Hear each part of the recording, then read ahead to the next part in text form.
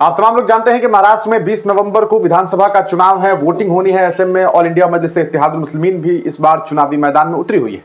आप बखूबी जानते हैं कि 2 सीट ऐसी है जो इस बार काफी हॉट सीट बनी हुई है। हालांकि कई सीट्स पर अगर बात करेंगे धुले विधानसभा क्षेत्र की, तो वहां से इनके पहले से मौजूदा विधायक हैं। इसके अलावा मालेगांव से इनके मौजूदा विधायक हैं। लेकिन इस बार चर्चे में 2 सीट काफी ज्यादा है। वो सीट है औरंगाबाद। वजह यह है क्योंकि औरंगाबाद लोकसभा चुनाव में ऑल इंडिया मजलिस इत्तेहादुल मुस्लिमीन इस बार चुनाव हार गई थी। आप जानते हैं किस तरह से असदुद्दीन ओवैसी के साथ में बैठने वाले इम्तियाज जलील जो है वो इस बार तीसरे नंबर पर रहे थे। उन्हें हराने के लिए खुद मुस्लिम समुदाय के ही 28 कैंडिडेट उनके खिलाफ खड़े हो गए थे। लेकिन इस बार वो विधायक प्रत्याशी हैं और जो औरंगाबाद पूर्वी है, क्योंकि पिछली बार वो विधायक 2014 में औरंगाबाद सेंट्रल से बने थे, लेकिन इस बार औरंगाबाद पूर्वी से जो है वो इम्तियाज जलील साहब विधायकी का चुनाव लड़ रहे हैं, आमदार का चुनाव लड़ रहे हैं। इसी बीच आपको बता दें असदुद्दीन ओवैसी लगातार प्रचार प्रसार करने के लिए महाराष्ट्र पहुंच रहे हैं और आज इम्तियाज जलील के लिए और नासिर सिद्दीकी के लिए प्रचार प्रसार करने के लिए असदुद्दीन ओवैसी एक बार फिर औरंगाबाद पहुंच रहे हैं। जी हाँ, आपको बताते चले कि नासिर सिद्दीकी आप जानते हैं, इन्हें जो है वो कैंडिडेट बनाया गया है औरंगाबाद सेंट्रल से,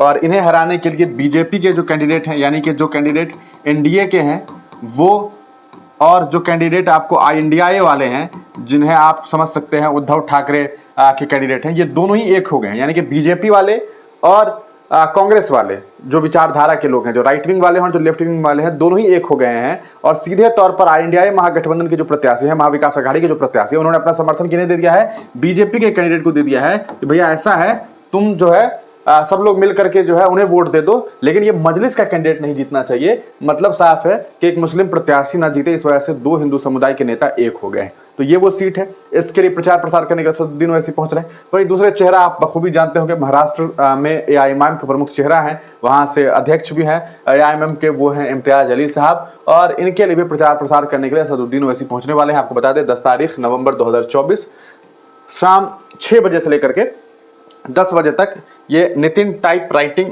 खास गेट, ये शहीदैन मस्जिद है, शहीदा मस्जिद रोड, इसी जगह पर जो है वो असदुद्दीन ओवैसी पहुंचने वाले हैं। आप देखेंगे एक पोस्टर जो है अभी AIMIM की तरफ से जारी किया गया है, जिसमें देख सकते हैं असदुद्दीन ओवैसी साहब की तस्वीर के साथ ऑल इंडिया मजलिस इत्तेहादुल मुस्लिमीन के ट्विटर हैंडल से ये तस्वीरें साझा करते हुए एक बयान पोस्ट लिखा गया है कि सदर मजलिस बैरिस्टर असदुद्दीन ओवैसी साहब कल यानी 10 नवंबर, यानी कि आज 10 नवंबर 2024 को शहीदा मस्जिद रोड औरंगाबाद ईस्ट में जलसे आम से खिताब करेंगे। आप तमाम लोगों से गुजारिश है कि ज़्यादा से ज़्यादा तादाद में शिरकत करें और जलसे को कामयाब करें। यूँ तो आप कहेंगे तो ये जो है वो आपको पूर्वी से, यानी कि जो जोन है विधानसभा हिसाब से वो इम्तियाज जलील साहब का है, लेकिन औरंगाबाद में है तो ऑब्वियस सी बात है दोनों ही कैंडिडेट के लिए प्रचार प्रसार करते हुए दिखाई देंगे।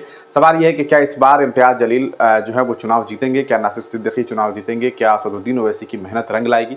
अब तमाम लोग क्या कुछ सोचते हैं, अपनी राय कमेंट सेक्शन में जरूर दीजिएगा। लगातार असदुद्दीन ओवैसी और अकबरुद्दीन ओवैसी दोनों ही भाई जो हैं वो इस बार महाराष्ट्र में राजनीतिक सरगर्मियों को जो है वो पूरी तरीके से चरम पर रखे हुए हैं, और जिस तरीके से बयानबाजी हो रही है इसे सुनने के बाद कोई भी इंसान ये कह सकता है कि वाकईतन इस बार जो है AIMIM बेहद मजबूती के साथ चुनाव लड़ती हुई दिखाई दे रही है। अपनी राय कमेंट सेक्शन में जरूर दीजिए।